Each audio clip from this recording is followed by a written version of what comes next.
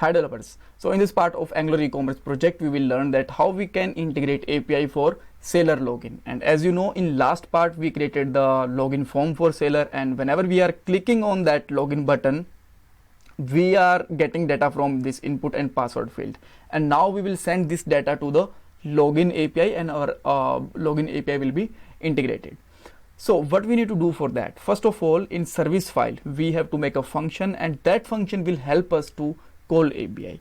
And before integrating that API, we have to test our login API with the Postman so that we can check that this is working fine or not. And then we will integrate our API with service. And after that, once we will get the data from API, we have to redirect user, or we have to do just some error handling also. And at last, we will check the complete flow of that API, like everything is working fine or not. So now let's start with the first point, and let's create a function inside our service. So let me just close all these files. Yep. So now let's simply go to our service file, which is seller.service.ts, and here I am just creating a new function, which is a user login, and this function will help us to integrate the login API. So now what I'm going to do, I'm just making a console there, console.warn, and we will print their data, and we will get this data from our component, seller authentication component, whenever we are just getting data from input fields. So we will just get this data as a parameter, but now we have to define the type of this data. Like in previous videos, we defined the data in for user sign up, right? So I'm just going again in that data type file, and let me define one more interface there, like export interface. This should be export, not exec. And what I can do there, I can just making email field with the string type, and second one is password with the string type, right? And now we can just simply use it inside our service and anywhere else whenever we are just want to get this login data. So let me just simply put here login, and once we will just hit the enter it will automatically import it from this data type. If this is not automatically import, then you can import it manually also, that will also fine. So now we have to just use this function inside our auth component. So let's you can see that there we have a login function, and let's say I am just going on that seller login. Let me put some username and password, let's say abc123xyz, anything. And whenever I will just click on the login, you can see that we are getting this data in our component.ts at 22 line number, like there, right? So we can pass this data to our service now, right? That will be fine. So as you know, we are already calling this service for user sign up. So like seller login, and I can just simply use their user login function, and I can simply pass this data like there, right? So now let's see this is working fine or not, and I don't need this warn function there, right? So let's again go back to the login, just simply use here some email ID and password, and whenever I'm just clicking on the login, now you can see that we are getting data inside our service file at a line number 32, right? And on a 32 we just made a console.warn. All right, so now we can get the data, that is fine. The next step is we have to test our APIs. So as you know, we are using JSON server for fake APIs. So let me just open our APIs once. So localhost 300 and seller, and here you can see that these are the registered user, right? It's in previous time we just registered these user. So let's say you just want to get the data for one user, then how you will do that? So let me just show you documentation first. So JSON server GitHub, and if you just click on the first link, all right, just go down, and you will find there option for filter. So whenever you will just go there, you will find that there is a get API, and here we can send like id or author id, and we can author name and anything. So with the same way we can send the password and username also. So like just I'm copying that from here and I'm putting it here, and now let's say I'm just using here email,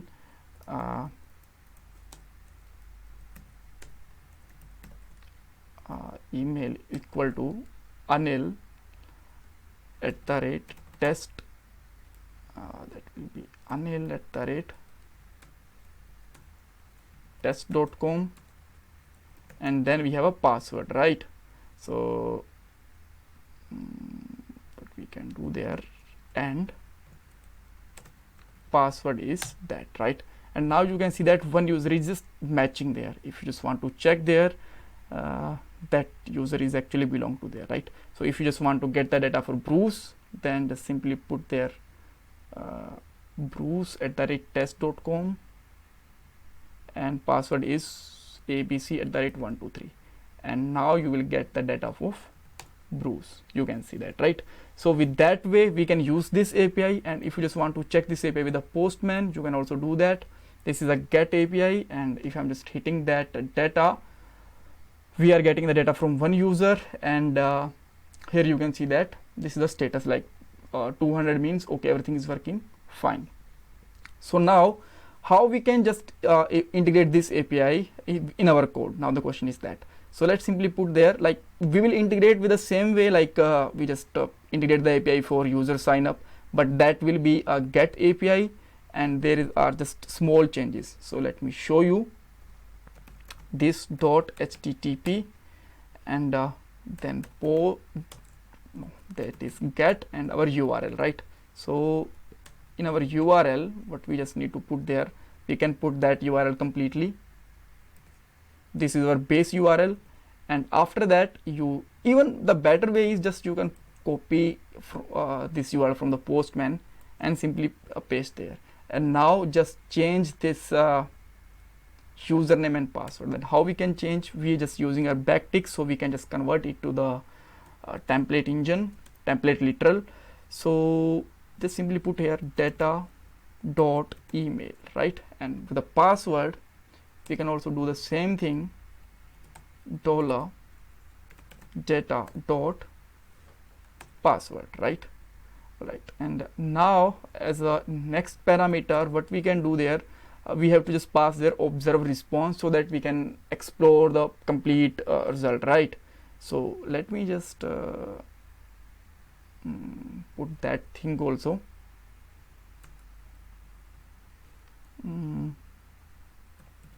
Observe response, right? And after that just simply use your subscribe, and you know that subscribe will help the async operations, and you can get data there. So let me just get a result there. And now let's say if you are just matching this data, then it will show like a array, right? That is fine. But if we are not getting any data, let's say user just put their wrong password, then you can see that we are getting nothing data. So the data length is not actually 1, this is a 0 length.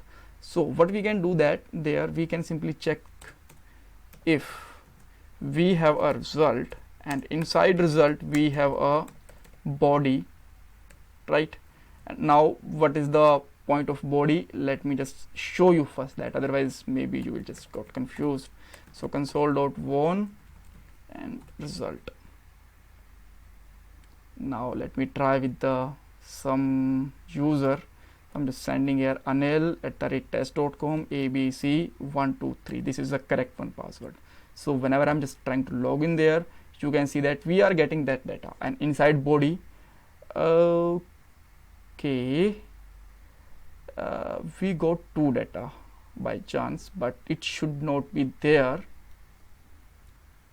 Reason is because we just missed something in API. So with the email we have to put their equal to sign, right? And now let's try to again log in, anil@test and abc123. Try to log in, and now you can see that we are getting 1 data there, right? That is absolutely fine. So that is fine. So let's say I just make some mistake in password or email which is not correct, or maybe unauthenticated user is trying to log in, then you can see that we are getting no data in body. So we can check the body length, like there is some data or not. That's why I'm just putting here, if we have result and we have body inside result, and with the same way we have result dot body dot length. But now you can see that this is not showing, the length is not exist. So for a moment you can just simply put there any, and now it will work fine. I will just fix it within a moment, but for now it will work fine with the any. And now if we are getting this length, let's say 1, neither 2 or neither 0, that means everything is fine, our API is perfectly working fine. So now what we can do there, we can store this data to the local storage, as well as the next thing is we can redirect our user to the you can say that seller home, right? So I'm just putting this data there. Now the next thing is, let's say there is some error, then what we have to do. So for a moment I'm just putting here warning, but I will just add some more code within that so that we can handle that error also. So I'm just putting here login failed. So now let's check that case. I'm just coming to the login page again, and I'm putting there right password and username and trying to log in here. Now you can see that this is perfectly working fine. Data is stored inside the application local storage, you can see that. And if I'm just again coming to the seller, it will directly coming on the seller home, because if user is logged in, there is no reason to show the sign up and login page, right? This is working fine. So now I don't have logout function, so I'm just clearing this data for a moment. We will create the login button in the next part. So now you can see that if how we can show the error if we have any error there. So let's say I just put here correct email but wrong password, right? And then come back to the console, and here you can see that we got login failed, but there should be an error to the user to visible there, right? So for that I am just taking a one more event emitter there. So the name of this we can see that is login error, right? We can see that, and this is a new event emitter like this, and there we can simply put here false and boolean like this. Fine.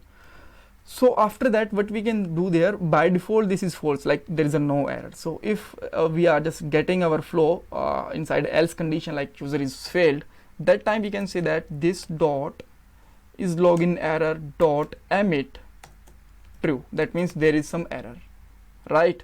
And now let's come to our seller.auth.component.ts file, and here we can just handle this error. How? I'll tell you. This dot seller is our service name, and is login error is basically event emitter, and there is a that is basically used as a function. And I can okay, this is basically property, so we can just simply use a subscribe function with this property. And as you know, subscribe is always return a callback function with some data. So I'm putting here is error. So it will, by default it will return false, because we are just putting the value false there. And if there is some error, right, then it will return there you can say that true. And if we are just getting the login successful, in that condition we can return it you can say that false again. That is okay. So now just come back there, and let's say we just got some error, so we have to check it. And what we can do that to check it, we can just make some console.warn there, and after that we will apply a you can say that some red color or something error there in our UI also. So let me just put here some random data, and I'm trying to log in it there, and now you can see that in sailor component.ts file, true, we got true. That means there is some error. So in the behalf of that, I can just check there one condition. If is there some error, then I will add some data, and data will be inside our property. The property name, what you can put there, like auth error. Yeah, auth error is empty by default, right? And we can just define the type of its string, and by default this is empty. And if there is some error, then we can say that this dot error authentication, and we can say that email or password is not correct, right? Or you can just put any another way of error. Basically you will just get a condition to show that error, right? You can put any string, anything, whatever you just want to show to the user. And now let's display this error to the user on a UI part.